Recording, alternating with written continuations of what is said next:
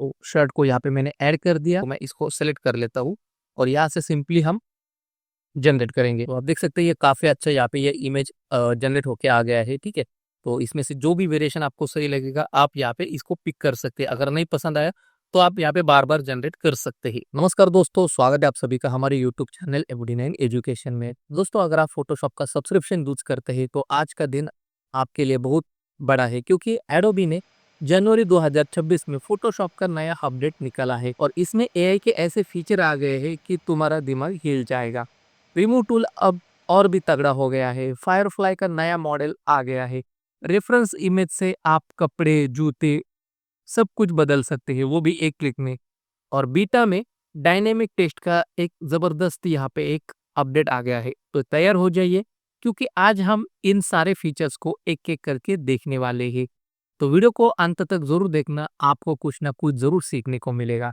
तो चलिए चलते हैं हमारे फोटोशॉप के स्क्रीन की तरफ। तो दोस्तों, अभी हम आ गए हैं फोटोशॉप के अंदर। फोटोशॉप का मैं लेटेस्ट वर्जन आपको दिखा दूँ हेल्प में। यहाँ पर अबाउट फोटोशॉप, और ये वर्जन आप देख सकते हैं लेटेस्ट अपडेट है। Regular Photoshop 27.3.1 release. अगर आपने अभी तक इसको अपडेट नहीं किया तो आप सिंपली क्रिएटिव क्लाउड डेस्कटॉप पे जाओ और या वहाँ पर आपको व्यू अपडेट का ऑप्शन मिलेगा और सिंपली आप यहाँ पे चेक अपडेट करो और जितने भी अपडेट अवेलेबल होंगे उन सबको आप एक बार अपडेट ऑल कर लो। तो यहाँ पर मैंने सारे अपडेट्स कर लिए हैं और मेरा एडोबी क्रिएटिव क्लाउड और जो भी मेरे एडोबी के ऐप्स है वो सारे यहाँ पे अप टू डेट है। तो अभी हम चलते हैं जो नए फीचर्स जो 2026 के जनवरी मंथ में आ गए हैं उनको हम एक एक करके स्टेप बाय स्टेप देखते हैं, ठीक है। सबसे पहले हम देखते हैं रिमूव टूल। इससे पहले वाले फोटोशॉप के वर्जन में भी रिमूव टूल था, वो भी काफी अच्छा था, लेकिन अभी ये जो रिमूव टूल आ गया है वो अभी मॉडल 3 में आ गया है। तो ये जनरेटिव एआई का इस्तेमाल करके ऑब्जेक्ट को हटाता है और वो भी बिना क्रेडिट खर्च किए।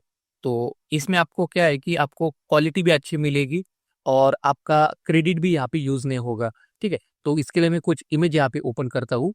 तो यहाँ पर मैंने 2 इमेजेस ओपन किए हैं और बहुत टाइम क्या होता है कि हम जब फोटोग्राफी करते हैं तो कुछ ना कुछ अनवांटेड ऑब्जेक्ट बीच में आ जाते हैं, कुछ लोग बीच में आ जाते हैं, तो उनको हमें फाइनल जब हमें आउटपुट निकालना होता है या फिर उसको क्लाइंट को देना होता है तो वहाँ पे हमें ध्यान रखना पड़ता है कि कोई अनवांटेड ऑब्जेक्ट बीच में ना आ जाए। इसलिए यहाँ पे हम फोटोशॉप में रिमूव टूल का यूज करेंगे। अभी ये लेटेस्ट रिमूव टूल है तो इसमें हमें मॉडल 3 का सपोर्ट मिलता है। इसमें आपको करना क्या है कि अगर आप इसको ऑफलाइन यूज करना चाहते हैं तो ये जनरेटिव एआई ऑफ कर सकते हैं, ठीक है। और अगर आप यहाँ पे क्लाउड पे इसको यूज करना चाहते हैं ऑनलाइन तो जनरेटिव एआई ऑन आप रखो या फिर यहाँ पे ऑटो भी रख सकते हैं, तो ये अल्टरनेट दोनों काम करेगा। तो अभी हम यहाँ पे इसको जनरेटिव एआई ऑन करते हैं, फिर उसके बाद थोड़ा सा आगे चलते हैं। सैंपल ऑल लेयर या फिर इसको हम ऑफ रखेंगे। रिमूव आफ्टर स्ट्रोक इसको हम ऑन रखेंगे और क्रिएट अ न्यू लेयर इसको हम ऑन करेंगे। तो ये क्या करेगा कि ये जो हमारी ओरिजिनल लेयर है इसको ये खराब नहीं करेगा, इसको ये डिस्ट्रैक्ट नहीं करेगा, तो इसके ऊपर एक अलग से लेयर बन के आ जाएगी। तो मैं क्या करना चाहता हूँ कि सिंपली कुछ इस तरह से ये पार्ट है इसको मैं हटाना चाहता हूँ। इस तरह से मैंने इसको सेलेक्ट किया तो आप देख सकते हैं सिंपल मैंने यहाँ पे सर्कल ड्रॉ किया और इसने उसके अंदर का सारा डाटा कलेक्ट कर लिया, मतलब रीड कर लिया।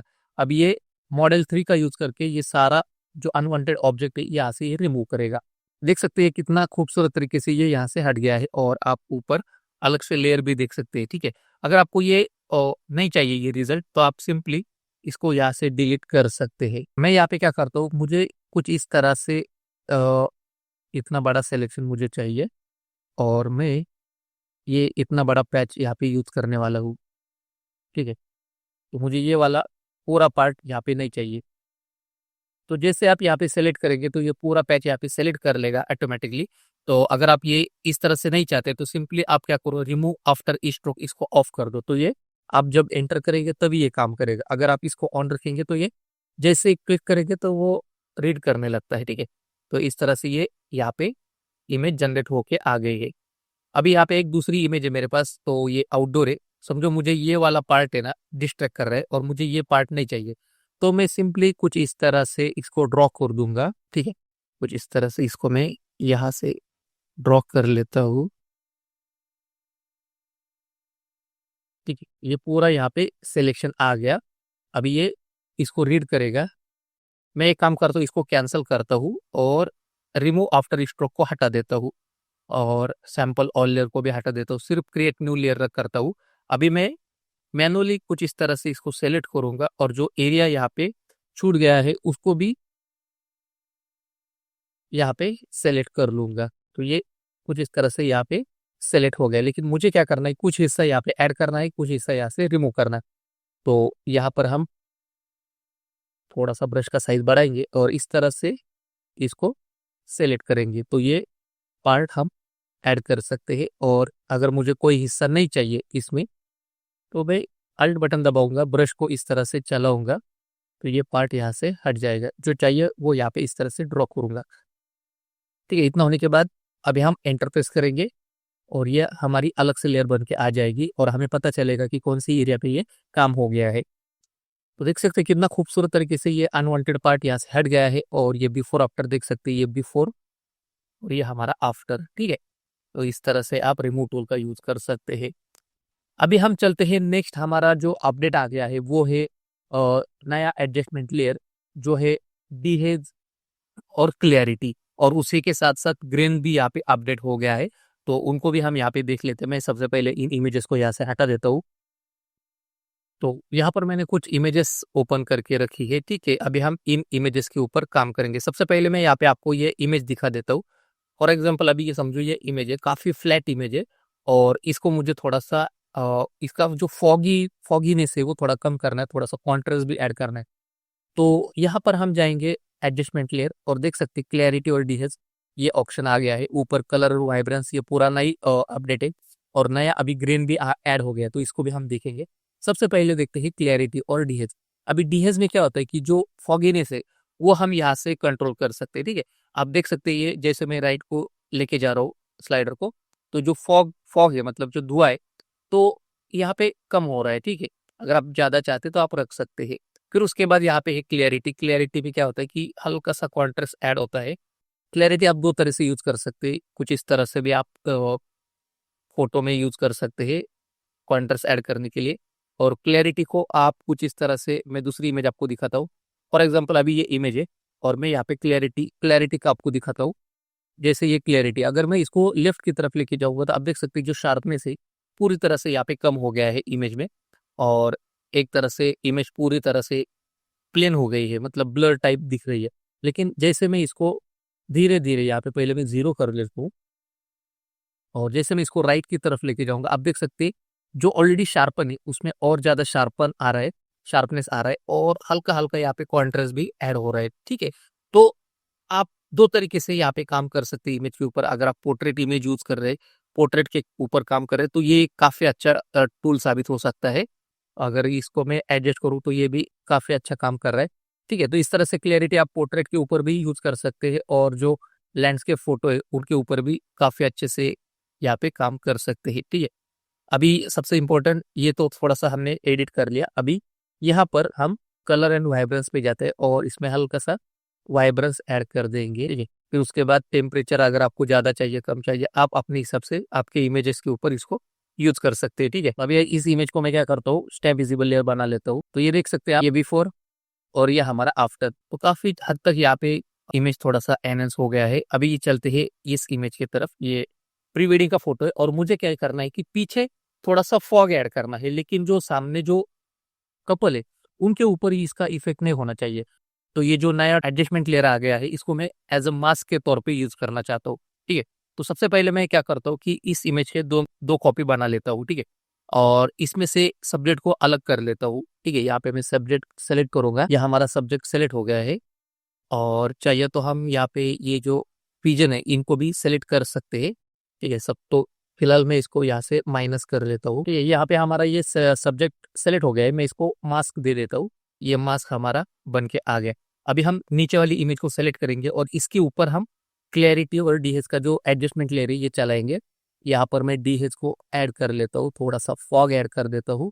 ठीक है, आप अपने इमेज के अकॉर्डिंग आपको कितना मात्रा में आपको ये सही लग रहा है उस हिसाब से इसको आप सेट कर सकते हैं। मैं यहाँ पे इसको कुछ इस तरह से यहाँ पे रख देता हूँ। इतना होने के बाद अगर आप चाहिए तो क्लैरिटी कम ज्यादा कर सकते हैं, मतलब आपको उसमें थोड़ा स्मूथनेस चाहिए तो स्मूथनेस ऐड कर सकते हैं। ठीक है, हल्का सा स्मूथनेस रख देते हैं। और अभी हम इसको ग्रेडियंट टूल यूज करेंगे। जैसे मैं यहाँ पे ग्रेडियंट टूल पे आता हूँ, मास्क को सेलेक्ट करेंगे और ग्रेडियंट टूल हम linear grading black and white लेंगे और इसको नीचे से कुछ इस तरह से एडजस्ट करेंगे। अभी ये क्या हो गया कि थोड़ा सा अपोजिट हो गया है, तो मैं इसको इनवर्स कर दूंगा। आप देख सकते हैं यहाँ पे रिवर्स का एक बटन है, तो इसको इस तरह से रिवर्स कर देंगे तो ये ऊपर से नीचे फॉग आपको दिखाई देगा। आप चाहिए तो इसको ऊपर भी ले सकते हैं, इसको कुछ इस तरह से यहाँ पर भी रख सकते हैं। शिफ्ट बटन अगर आप प्रेस करेंगे तो ये सीधे लाइन में ये ऊपर नीचे हो जाएगा शिफ्ट बटन दबाते ही। तो मैं कुछ इस तरह से यहाँ पे रख दूंगा, जिससे ये थोड़ा सा जो फॉग है वो ग्रेजुअली नीचे नीचे आ रहा है।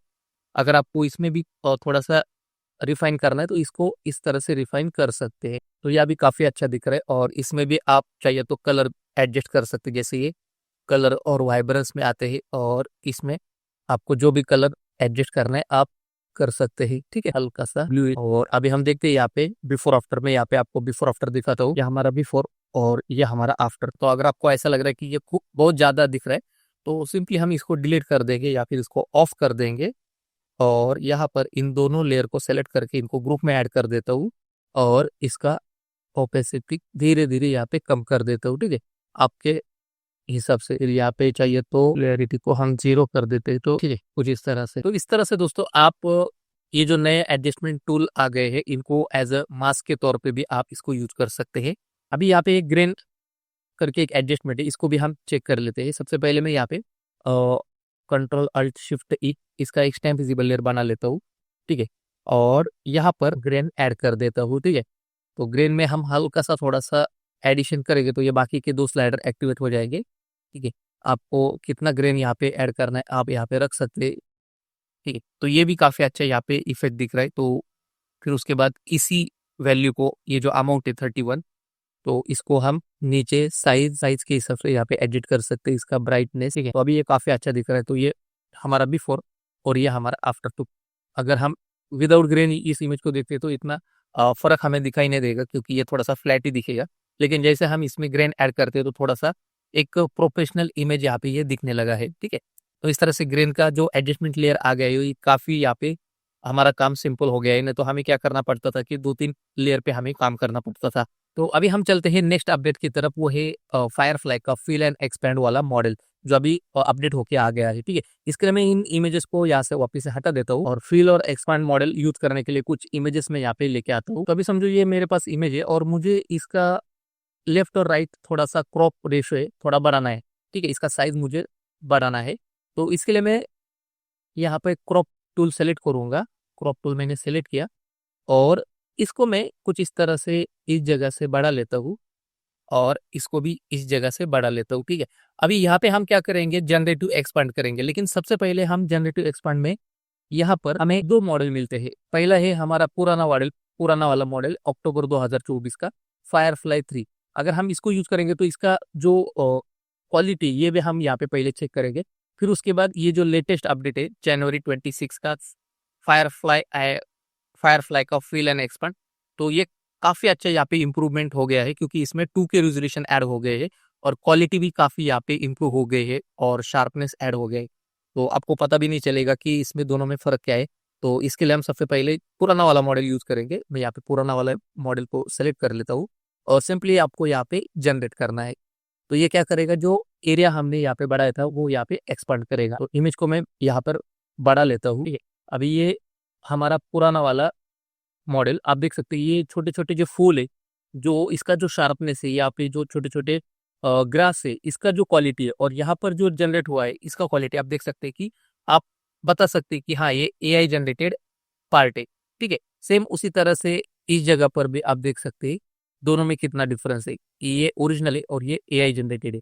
तो अभी हम क्या करेंगे कि जो नया मॉडल आ गया है उसको यूज करेंगे और देखते हैं कि उसका क्या क्वालिटी है। ठीक है, यहाँ पे हमने फायरफ्लाई में फिल एंड एक्सपांड का मॉडल यूज किया और अभी हम इसको जनरेट करते हैं। तो देख सकते हैं दोस्तों, अभी ये जो नया मॉडल आ गया है काफ़ी अच्छा यहाँ पे इसने काम किया है और पिछले वाले मॉडल से तो काफ़ी बेहतर इसने ये काम किया है। ठीक है, अब अभी आप बता भी नहीं सकते कि ओरिजिनल कौन सा है और AI जनरेटेड कौन सा है। तो जो पुरानी जो दिक्कत थी कि बहुत सारे एडिटर बोल रहे थे कि क्वालिटी खराब आती है AI जनरेटेड इमेज से, तो अभी ये प्रॉब्लम भी यहाँ पे सॉल्व हो गई है। और साथ ही साथ इसमें क्या है कि बहुत सारे ऐसे प्रॉब्लम थे जैसे कि इंसान जानवर बनाने में जो प्रॉब्लम आती थी, तो अभी उनको भी यहाँ पे थोड़ा सा इसने इम्प्रूव कर दिया है। फिर उसके बाद और एक इमेज हम ओपन करेंगे, इसमें एक इंटरेस्टिंग पार्ट ऐड हो गया है, वो है रेफरेंस इमेज का। पुराने फायरफ्लाई में मॉडल में रेफरेंस इमेज का ऑप्शन नहीं था, लेकिन अभी ये जो नया मॉडल आ गया है इसमें रेफरेंस इमेज का ऑप्शन आ गया है। तो ये किस तरह से काम करते हैं देखते हैं। तो उसके लिए मैं यहाँ पे एक इमेज ओपन करता हूँ। तो यहाँ पर मैंने इमेज को ओपन कर लिया है और मुझे क्या करना है कि ये जो ब्लू टी शर्ट है इसको मुझे चेंज करके दूसरा एक शर्ट ऐड करना है। जैसे कि मैं इसमें आपको दिखाता हूँ कि मैं कौन सा इमेज यहाँ पे यूज करने वाला हूँ। ठीक है, ये वाला शर्ट है, मैं इसको यूज करने वाला हूँ। तो इसके लिए मैं सबसे पहले ये सिलेक्शन कर लेता हूँ। सिलेक्शन के लिए मैं यहाँ पे लासो टूल लूंगा और इस तरह से ये सिलेक्शन करते जाऊंगा। ठीक है, ये इस तरह से मैंने यहाँ पे सेलेक्ट कर लिया। और अगर ये थोड़ा सा आपको सेलेक्ट करने में थोड़ा सा प्रॉब्लम आ रहा है तो यहाँ पे और एक ऑप्शन है, मैं आपको वो ऑप्शन दिखाता हूँ। कंट्रोल डी करता हूँ, सिंपली आप यहाँ पे जाओ, ऑब्जेक्ट सिलेक्शन टूल, यहाँ पे सेलेक्ट पीपल करो। यहाँ पर आप अपर अपर क्लोज सेलेक्ट करो, अप्लाई करो। ठीक है, ये थोड़ा अप्लाई होने के बाद इसमें जो सिलेक्शन है ये थोड़ा सा एक्सपांड करो, एक 10 पिक्सल के आसपास। ठीक है, थोड़ा सा बाहर चला जाएगा। इतना होने के बाद यहाँ पर आपको जनरेटिव फील पे जाना है और जनरेटिव फील में आपको फायरफ्लाई का पुराना वाला जो मॉडल है अगर आप यूज करेंगे तो इसमें आपको रेफरेंस इमेज डिजेबल दिखेगा। लेकिन अगर आप लेटेस्ट वाला लेते हैं तो इसमें आपको रेफरेंस इमेज का ऑप्शन दिखाई देगा। इसमें आपको इमेज को चूज करना है, फिर रेफरेंस और इंटेंट, ये दोनों ऑप्शन को भी ध्यान में रखना है। सबसे पहले मैं चूज इमेज कर लेता हूँ। जो शर्ट मैंने आपको दिखाई थी वो शर्ट यहाँ पे चूज कर लेता हूँ। तो शर्ट को यहाँ पे मैंने ऐड कर दिया और यहाँ पे ये ऑब्जेक्ट लेने के कारण क्या हो गया कि पीछे का बैकग्राउंड चला गया। अगर मैं होल इमेज रखता हूँ तो ये व्हाइट वाला पार्ट भी इसमें ऐड हो जाता, तो मुझे व्हाइट बैकग्राउंड नहीं चाहिए, इसलिए मैंने ऑब्जेक्ट कर दिया। तो जिससे जो हमारा ऑब्जेक्ट है ये शर्ट, उसी को हम यहाँ पे लेना चाहते हैं। फिर यहाँ पे है intent, swap the selected area. तो ये जो टी शर्ट है इससे ये स्वैप हो जाएगा। और दूसरा है place into the selected area. ठीक है, तो एक एक करके हम चेक करते क्या फर्क पड़ता है। तो मैं इसको सेलेक्ट कर लेता हूँ और यहाँ से सिंपली हम जनरेट करेंगे। तो आप देख सकते हैं ये काफी अच्छा यहाँ पे ये इमेज जनरेट होके आ गया है। ठीक है, तो इसमें से जो भी वेरिएशन आपको सही लगेगा आप यहाँ पे इसको पिक कर सकते हैं। अगर नहीं पसंद आया तो आप यहाँ पे बार बार जनरेट कर सकते हैं। ठीक है, तो इस तरह से ये रेफरेंस इमेज का ऑप्शन आप यहाँ पे यूज कर सकते हैं।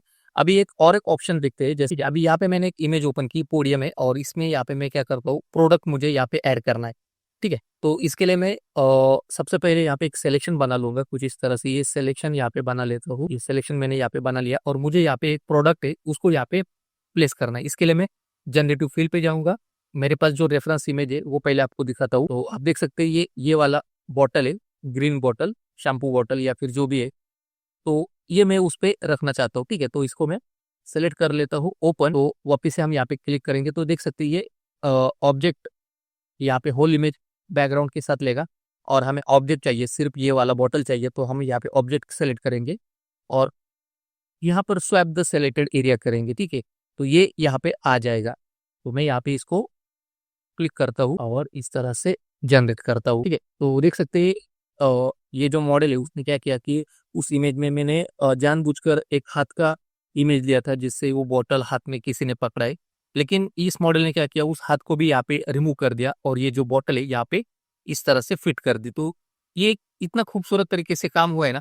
पीछे वाले जो फ्लावर है ये भी काफी ओरिजिनल यहाँ पे दिख रहे हैं और उसके आगे बॉटल रखी है, तो इस तरह से ये वहां पे फील आ रहा है। लेकिन अगर मैं यहाँ पे दूसरा ऑप्शन चूज करता, ठीक है, फॉर एग्जाम्पल समझो मैं इसको ऑफ कर देता हूँ और इस इमेज को मैं वापस से सिलेक्ट कर देता हूँ।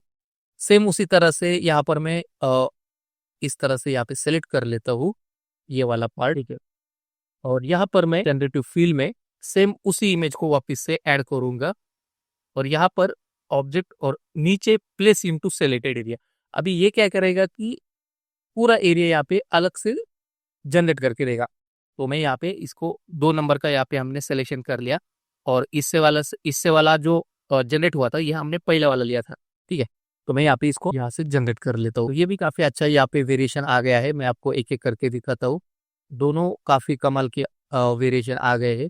लेकिन अगर इनकेस किसी इमेज में आप व्हाइट बैकग्राउंड का पार्ट लेते तो इसमें ये फिल हो जाता, तो ये फूल है ये भी गायब हो जाते। ठीक है, तो इसने काफी अच्छा काम किया है। तो इस तरह से ये जनरेटिव फील और एक्सपर्ट काफी यहाँ पे एडवांस हो गए हैं और क्वालिटी भी इसमें ज्यादा इंप्रूव हो गई है। काफी दिनों से बहुत सारे फोटोग्राफर का ये मानना था कि जो फायरफ्लाई 3 का जो मॉडल आ गया है या फिर उससे पहले वाले जो भी मॉडल थे, तो वहाँ पे रेफरेंस इमेज काफ़ी दिनों से गायब था। लेकिन अभी क्या हो गया कि ये जो फीचर आ गया है, ये सारे फोटोग्राफर और प्रोडक्ट एडिटर्स के लिए काफ़ी वरदान साबित हो सकता है। फिर उसके बाद अभी हम चलते हैं थोड़ा-सा आगे, मैं यहाँ पे और एक इमेज यहाँ पे लेता हूँ, जो नया अपडेट आ गया है, वो है डायनामिक टेक्स्ट का, जो फ़ोटोशॉप बीटा में आता है। तो मैं सबसे पहले इन सारे इमेजेस को यहाँ से हटा देता हूँ और फ़ोटोशॉप बीटा यहाँ से ओपन करता हूँ। तो यहाँ पर हमने फ़ोटोशॉप बीटा को ओपन कर दिया है और इसका भी आप वर्ज़न देख सकते हैं, अबाउट फ़ोटोशॉप। ये थोड़ा-सा एडवांस वर्ज़न है, 27.4 रिलीज़, ठीक है। कल मैंने ये इमेज ओपन की है और यहाँ पर मैं क्या करता हूँ, एक टेक्स्ट यहाँ पे लिख देता हूँ। इस तरह से एक रैंडमली टेक्स्ट मैंने ऐड कर दिया। अभी हम इसको सिंपली डबल क्लिक करेंगे तो ये पूरा सेलेक्ट हो गया। तो जैसे हम इसको सेलेक्ट करेंगे तो ऊपर देख सकते हैं, ये एक डायनामिक टेक्स्ट का एक ऑप्शन है। हम इसको जैसे क्लिक करेंगे तो ये 3 ऑप्शन ऐड हो गए। ये पहला वाला ऑप्शन तो पहले से ही था। जैसे मैं इसको क्लिक करता हूँ, फॉर एग्ज़ाम्पल इसको मैंने डबल क्लिक किया और जैसे आप इसको कम-ज़्यादा करते हैं, तो ये कुछ इस तरह से दिखने लगता है, ठीक है? तो ये पहले वाले में था। लेकिन अभी क्या हो गया है कि समझो ये मैंने इसको डबल क्लिक किया, इसको सेलेक्ट कर लिया और यहाँ पर क्लिक करता हूँ, तो ये कुछ इस तरह से सर्कल में भी इस तरह से ड्रॉ हो सकता है। वापिस से अगर हम इसको सेलेक्ट करेंगे और मैं इस तरह से इसको सेलेक्ट करता हूँ, तो ये हाफ सर्कल में ऊपर से इस तरह से ड्रॉ होगा। अगर मैं इसको यहाँ पर क्लिक करता हूँ, तो नीचे से इस तरह से हाफ सर्कल में ये ड्रॉ होगा, ठीक है? अगर आपको इसको पूरा सर्कल चाहिए, तो आप इसको यहाँ से हटाओ, यहाँ पे इसको सेलेक्ट करो, तो ये इस तरह से सेलेक्ट हो जाएगा, ठीक है? तो ये एक नया अपडेट आ गया है, इस तरह से, ठीक है? अगर आपको ये नहीं चाहिए तो आप सिंपली डायनेमिक टेक्स्ट यूज़ कर सकते हैं। तो दोस्तों ये था फ़ोटोशॉप 2026 का जनवरी अपडेट का पूरा रिव्यू। और मुझे आप कमेंट में लिख सकते हैं कि आपको कौन-सा फीचर यहाँ पे सबसे अच्छा लगा, रेफरेंस इमेज वाला या डायनेमिक टेक्स्ट वाला। अगर वीडियो पसंद आया तो इस वीडियो को ज़रूर लाइक करना, चैनल को सब्सक्राइब करना और बेल आइकॉन दबाना, ताकि अगला अपडेट आपसे मिस ना हो। और साथ ही साथ इस वीडियो को भी शेयर कर देना अपने फ़ोटो एडिटिंग वाले दोस्तों के साथ। तो दोस्तों इस वीडियो में बस इतना ही, मिलते हैं अगले वीडियो में।